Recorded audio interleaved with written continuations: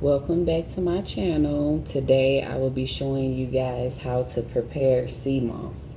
And that's Seamoss gel, Chondrus crispus, aka Seamoss. And this is Seamoss in its dry form.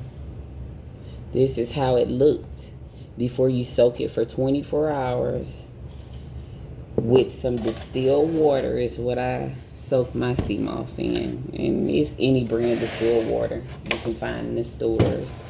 And I also use key limes. And what key limes do, it helps with the fishy taste of Seamoss. It don't make it as powerful.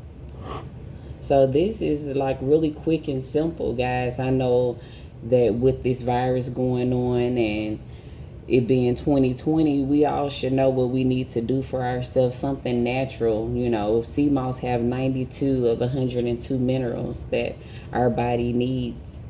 So, you know, this is a simple process, and I'm gonna start with my jar of Seamoss.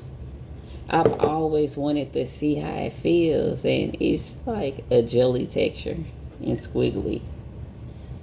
You know, Seamoss is an algae. It comes from the sea. It reminds me of like a jellyfish creature or something. Sea creature. Okay, so I'm going to dump my Seamoss over into my Ninja blender.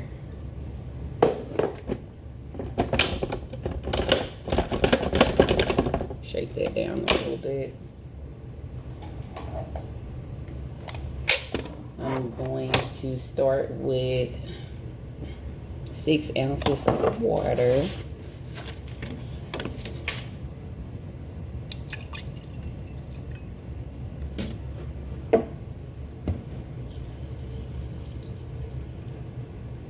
I'm going to add 6 more ounces of water, which would be a total of about 12 ounces of water for now. And I guess it's based upon how thick or how thin you want your Seamoss, based off of how much water you add to your Seamoss. And you can always add more water later, and as you blend it, you can also add more water.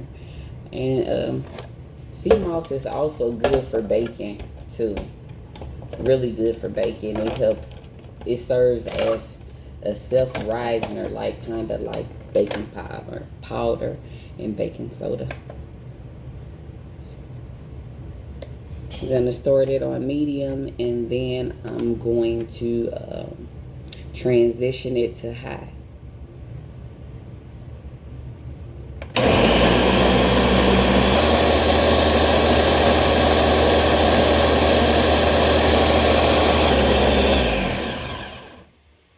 Okay, I blended my Seamoss into gel, and let's just see the texture. Let's see if I need to add some more water or not.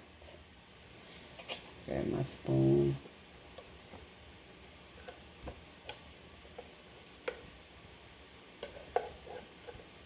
And this is the texture of it. It's a bit thick, I would say. So I'm gonna add another 6 ounces of water, because I want it a bit more jelly, so when I do incorporate it into my baked goods, that it's nice and smooth when I go to mix it all in together. So I'm gonna add 6 more ounces of water.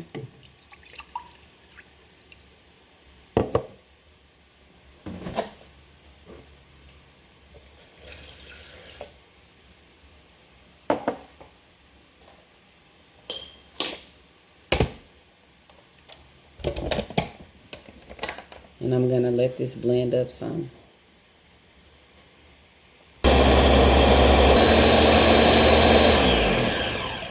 So I'm back with my Seamoss gel.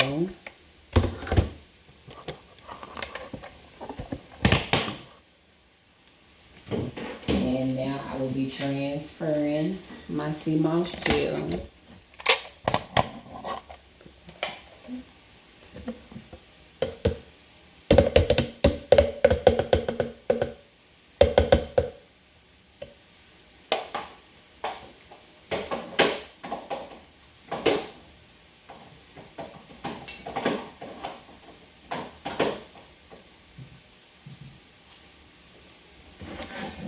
Let's see the texture of this.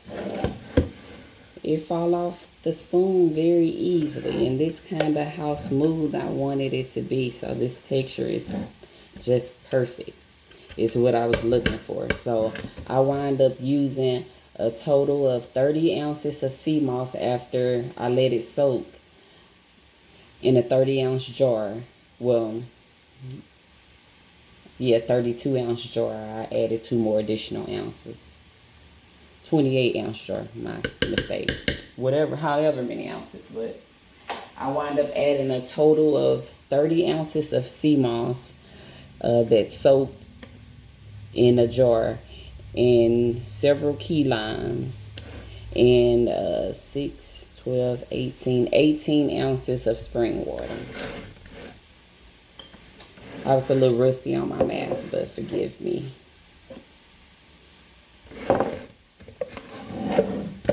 This is like the perfect texture.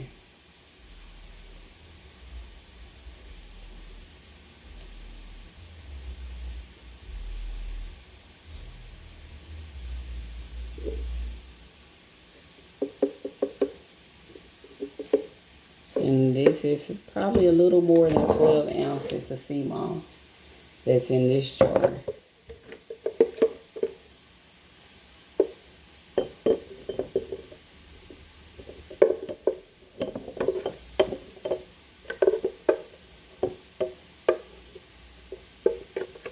This is so satisfying.